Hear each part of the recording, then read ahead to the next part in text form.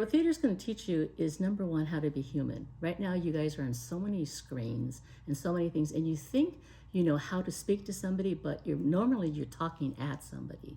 So theater will make you, number one, learn to empathize. You will step into another character, and if I ask you to play a murderer, I don't expect you to go out and murder somebody, but I expect you to understand what their motivation is. Make you understand why that character did that. And I think if once we start to empathize with people, of course we're all still going to recognize that there's evil in the world or there's something, but most of the time you'll find out people that are mean and evil, they're just very fearful and they don't know either how to communicate, or they haven't been taught how to communicate. They haven't been taught to respect human beings. But empathy allows you to step back and say, okay, I see why they did this now. And so when I get engineers and then I get like business people, they don't know how to speak. They don't know how to talk to people. Again, like I said, so when I work with nurses and doctors, I take my actors in there and we are patients and we talk to them about their communication skills so that they're talking to people and not just to a body in the bed. I think acting lets you sit down with people and actively listen, because acting is acting reaction. If I do something, someone is going to have a reaction, and you don't come with a predetermined. Because I think right now the entire world is about predetermined, premeditated. I know how I'm going to act. I know how my safety zone is this. My safety zone is this. So we're all in these little enclaves. This is my protection. I can't talk to that person because I've never seen a person like that. So when my work is actually Theater for Social Justice. I did a piece when it was really big with all the murders, all the murdering of all the black men. I did a piece called CSU Ferguson, CSU for California State University in Ferguson, because that was based on Missouri, because I thought we had 23 campuses. I wanted a 24th campus where we could talk about all this kind of stuff. We could also talk about why all these just horrible things are happening. So I took it up to Spokane, Washington, which is very monolithic. And even though I thought I knew what I was doing, trying to help the kids understand why there was such a police brutality and all these things, we really started to understand that where hate was coming from.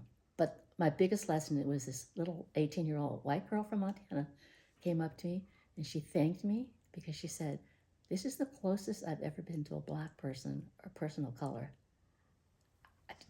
I was just shook, because to me that's normal. But I realized, oh, there's so much more work to be done.